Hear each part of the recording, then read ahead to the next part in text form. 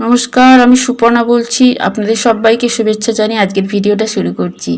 হ্যাঁ, আজকে রান্নাঘর থেকেই ভিডিওটা শুরু করলাম। ছাদ বাগান থেকে সবজি, নানা রকমের সবজি তুলে আনি আর সেগুলোই রান্না করে আপনাদের সঙ্গে শেয়ার করি। আজকে রান্নার মধ্যে রয়েছে লাউ বাঁধাকপি দিয়ে একটা ঘ্যাঁট, সেটাই শেয়ার করছি। বাঁধাকপিটা না এত নিরেট, বাজার থেকে কিনলে আনলে এত নিরেট হতো না। এই সময় তো বাঁধাকপি একটু ফাঁপা হয়, আর বেশ কাটার পরে বেশ অনেকটাই হয়েছে, অনেকটাই। তো চিংড়ি মাছ ছিল না, সেই জন্য ভাবলাম যে একটু লাউ দিয়ে করব।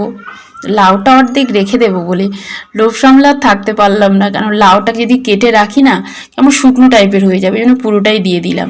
আর তরকারিটা খুব ভালো হয়েছিল, তরকারিটা খেতে মিষ্টি মিষ্টি, খেতে খুব ভালো লেগেছিল। আর আমি সবজি রান্না করে একদম সাদামাটাভাবে, কিছু কিছু সবজি সে পেঁয়াজ, একটু গরম মশলা, আদা এগুলো দেওয়া যায়, যেমন ফুলকপিতে দেওয়া যায়, কিন্তু লাউ বাঁধাকপিতে তো এগুলো আমি দিই না, একদম সাদামাটাভাবেই রান্না করি। সেটাই আপনাদের সঙ্গে শেয়ার করছি। বাঁধাকপিটা দেখুন এক ঝুড়ি হয়েছে। আর আমার ছাদ বাগানে এই প্রথম বাঁধাকপি বড় হয়েছে, আর একটা হয়ে আছে। আর বাঁধাকপিটা অনেক শেষে দিয়েছিলাম, আর বাঁধাকপিটা হতে মনে হয় দেরি হয়, দেখলাম যা। তো বেশ বড় মতো হয়েছে, থাকলে মনে হয় আরেকটু বড় হতো। তো আবার ভয় করে যদি কিছু এসে খেয়ে যায় বা নষ্ট হয়ে যায়, বলা তো যায় না। তো ফুলকপিগুলো খুব ভালো হয়েছিল, আর ওলকপি ওগুলো তো দেখছি বেশ ভালো। আর বছর না আরও বেশি করে ফুলকপি, ওলকপি আর বাঁধাকপি দেবো। এগুলো খেতে না খুব ভালো লাগে আমার। সিমটা দিইনি, সিমটা প্রথম বছর দিয়েছিলাম, খুব একটা ভালো হয়নি, পোকা লেগে গেছিলো। আর প্রথম তো অতটা জানতাম না, হলুদ গুঁড়ো এইসব দিতাম, আসলে ধৈর্য ছিল না। যে এখনও শিম হচ্ছে না, তো শীতের পরে দেখছি গাছটা খুব সুন্দর হয়েছিল। হয়তো রেখে দিলে এই সময় হয়তো শিমটা পাওয়া যেত, তো আমি কেটে ফেলেছিলাম, দিয়ে অন্য গাছ লাগিয়ে দিয়েছিলাম। আর এই বছর তো অনেক কিছুই দিয়েছি। লাউ গাছটা আমি সবসময়ের জন্যই দিচ্ছি, লাউ খুব ভালো হচ্ছে। এবছরে তো দেখছেন আপনারা, লাউ বেশ বড় বড় লাউ হয়েছে। আগের বারে লাউটা নিয়ে এসেছিলাম, একটু পেকে গেছিলো, ভেবেছিলাম একটু বড় হবে, অতটা বুঝতে পারিনি, আসলে ছোট লাউয়ের জাত মনে হয় এটা। তো এই লাউটা আমি ঠিক সময় তুলে নিয়ে এসেছি। এটা লম্বা লাউ, একদম কচি লাউ। এত কড়াতে আমি তেল দিয়ে দিলাম, তেলটা গরম হওয়ার পর একটু পাঁচ ফোড়ন দিয়ে দেবো। এই পাঁচ ফোড়নের সঙ্গে না আমি লঙ্কা কেটে রেখেছি, ছোট্ট ছোট করে শুকনো লঙ্কা। একটু শুকনো লঙ্কা থাকলে না বেশ ভালো হয়, তরকারিটা একটা স্মেল আসে ভালো। আর লাউ বাঁধাকপি তো কাটা হয়ে গেছে, ব্যাস একটু নুন দিয়ে দিলাম। আর দেখুন না, সবজি কেটে রেখে দিয়েছি, ছাদে আর নিয়ে যাওয়া হচ্ছে না, প্রচুর সবজি জমে যাচ্ছে খোসা। মানে এগুলো এই শীতকালটাই যা সবজির খোসাটা ভালোভাবে শুকনো করা যায়, বর্ষাকালে তো করাই যায় না। শীতকালটা থেকে এই বৈশাখ জ্যৈষ্ঠ মাস, এই কটা মাস একটু সবজির খোসা শুকনো করে বেডের জন্য তৈরি করা যায়। তো ইতিমধ্যে আমি কয়েকটা বেড তৈরি করেও নিয়েছি। আর গরমের সবজি তো লাগিয়ে দিয়েছি কিছু কিছু, ওই ঢ্যাঁড়সের দানা লাগিয়ে দিয়েছি, চিচিঙ্গে দিয়েছিলাম, তবে শীতের সময় দিয়েছিলাম, ওই সময় পাওয়া যাচ্ছিল, বুঝতে পারিনি এত শীত। গাছ ছোট্ট মতো হয়েছিল কিন্তু মারা গেছে। তা আবার কিছু বীজ কিনে আনতে হবে। ঢ্যাঁড়সের বীজ ছিল, ওটা চাষ করেছিলাম। ঢ্যাঁড়স অনেকগুলো শুকনো করে রেখে দিয়েছিলাম, তো দুটো ঢ্যাঁড়স ছাড়িয়ে দিয়েছি। দেখলাম যে না, কলা করে দানা দিয়েছি, গাছ সঙ্গে সঙ্গেই বেরিয়েছে, বেশি সময় নেয়নি কিন্তু। আরও অনেক করেই দানা দিয়েছি যাতে আরও টবে দিতে পারি। আর আমার বাগানে তো নানা রকমের শাকসবজি হয়েছে, শাকটা তো বেশি, শাকটা খেতে সত্যি ভীষণ ভালো লাগে। নোটে শাকটা খুব ভালো হয়েছে, তারপরে লাল নোটে হয়েছে, পুরোপুরি লাল নোটে না, তবে লাল নোটেই বলছি, লাল নোটেটা ভালো হয়েছে। আর আলু শাক তো খুব তাড়াতাড়ি বাড়ছে, পেঁয়াজ শাকও, পেঁয়াজ পাতা, রসুন শাক এগুলো খেতে না খুব ভালো লাগে, আর আলু শাকটা তো বেশি খেতে ভালো লাগে।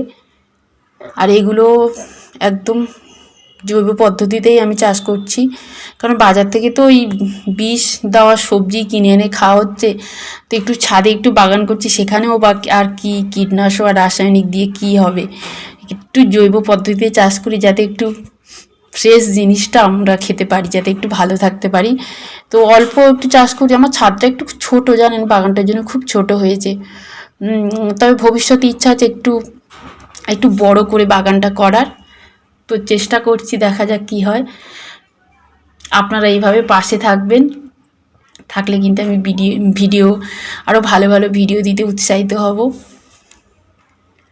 আর এই ছাদ বাগানের সবজি তুলে নিয়ে এসে ভালো ভালো রান্না করব, আপনাদের সঙ্গে সেগুলোও শেয়ার করব। আর আমার না খুব ভালো লাগে, মানে ছাদ বাগানেই আমার অর্ধেক সময় চলে যায়।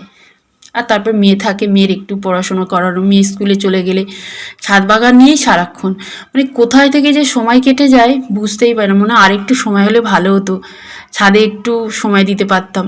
কি বলুন তো, প্রথমে যখন ছাদ বাগানটা আমি শুরু করেছিলাম বেশ অনেকটা সময় দিতে হতো, কিন্তু তারপরে যত দিন যাচ্ছে না অতটা তখন সময় আর দিতে হয় না। মানে এমনিতেই সময় একটা সময়ের মধ্যেই গাছগুলোতে জল, আজকের হয়তো কিছু জল দিলাম, কিছু বাকি থাকলো তারপরের দিন দিলাম, এই রকমভাবেই গাছের কিন্তু কোনো ক্ষতিই হয় না। তারপরে একটু করে দেখলাম কোন গাছের গোড়াতে পাতা টাতা পড়ে রয়েছে, একটু গাছে পোকা। প্রথমে বেশ টাইম লাগতো, এখন যত দিন যাচ্ছে টাইম লাগে না, কিন্তু এখন গাছের পরিমাণ তো বাড়ছে, তাও মনে হয় যেন না ঠিক আছে, আর একটু বেশি সময় দিলে ভালো হতো এইরকম। তো ছাদ বাগান করলে নিজের মনটাও ভালো লাগবে আর শান্তি পাওয়া যায়। ছাদ বাগানে এই গাছপালা নিয়েই আপনি থাকবেন, মন একদম ভালো হয়ে যাবে, ফুরফুরে হয়ে যাবে। আমার তো বেশ ভালো লাগে ছাদ বাগান নিয়ে।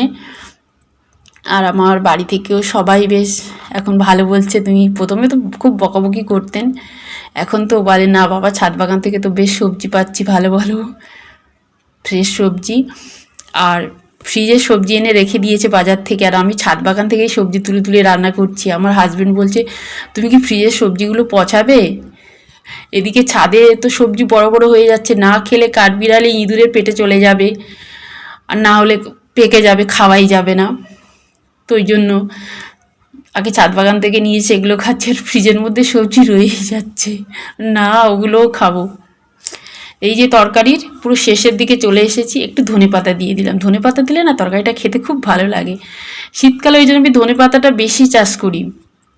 ধনেপাতা আমি অনেকগুলো বস্তাতে দিয়েছি, আর এত তাড়াতাড়ি গজিয়ে যায়, আর বড় বড় হয়ে গেছে ধনেপাতাগুলো। ছাদ বাগানের ধনেপাতা প্রথমে তো দিয়েছিলাম, খাওয়া হয়েছে, আবার নতুন করে দিয়েছি 3-4টে বস্তাতে। আর শাকটা না আপনারা যখন ছাদে দেবেন একটু বড় জায়গাতে দেবেন, তাহলে ভালো হবে। না ছোট জায়গাতে দিলে ভালো হবে না বলছি না, ভালো হবে, কিন্তু কম, বড় জায়গাতে দিলে একটু বেশি পাওয়া যাবে।